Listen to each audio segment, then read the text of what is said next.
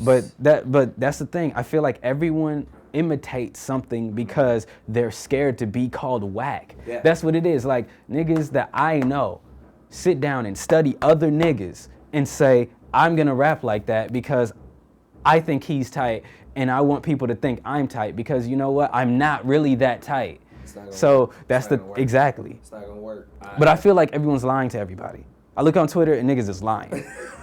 Need to stop that shit. You're lying. Stop lying to these niggas, like really. I figured out that deaf sound, like I was looking through a dictionary and I was like, man, I want something that describes what I am, what I want to be. Well, just going through, I used to read the dictionary and I look and I see the word definitive. And I was like, definitive, that's a great word. Definitive is a great word. It's its own thing. It's defined. And so I was like, I want a definitive sound. And so at first it was definitive sound for like 2 days.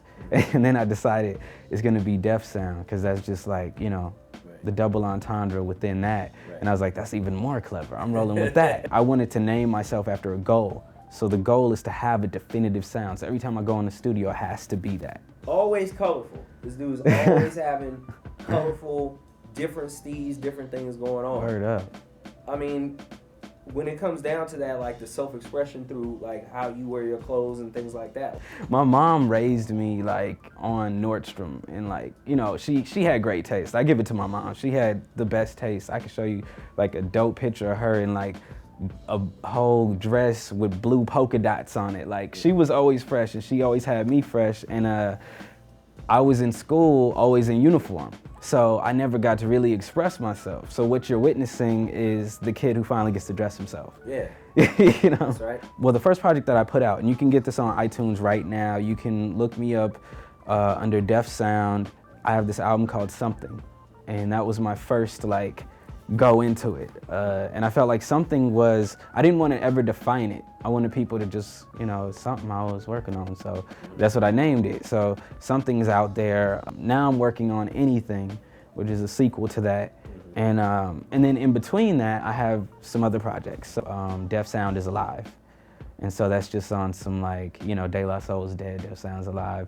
And it's just, it's like a collection of stuff in between then.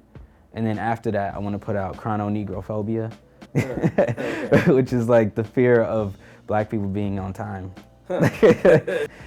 Def Sound, that's my Twitter name. Bandcamp, you can hit me up on Bandcamp, defsound.bandcamp.com. And so there's music on there also, like newer tunes that people can check out that's newer than Something. So, you know, there it is. There it is. What do you want to tell them? Any words of wisdom you want to drop? I just want everyone to just let themselves be themselves. Like when you're in the studio, don't think about, oh, are people gonna love this or are people gonna, you know, like you can't even think about the people because the people don't know what they want. You have to give them something that's not there. And don't take yourself too seriously. I feel like if you take yourself too seriously, you're already a joke. So just have fun with it. And I mean, if this is what you're gonna do for a living, like know that. You know what I'm saying? Like don't approach it as I need to come in here and get this money, because every time you come with that approach or whatever, you probably, one, won't get it. It's a bunch of people with that same mentality. And then two, it's like you're missing out on what you wanted. Make what you want to hear. And I mean, the rest will come, man. The universe is on your side, always. And I fucked up in the interview. I didn't say my biggest influence was women. Yes, like I was slipping on that one. Oh my gosh. I love them all. Listen, I wouldn't be a rapper without women. Like I wouldn't be making these songs. I wouldn't be making these songs. I wouldn't be making good shit. I would still be tripping like, man, having all dudes at the show just tripping, just rapping my ass off. But who cares? You know what I'm saying?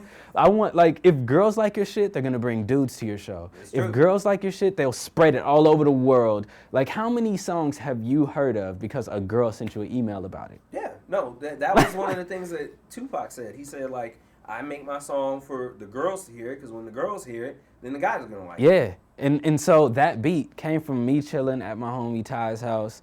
And this girl, Nicole, came over, and we were just chilling, looking at, like, all interesting things on YouTube, you know, and then she was like, hey, have you ever heard Mount Eden? And I'm like, nah, put me on.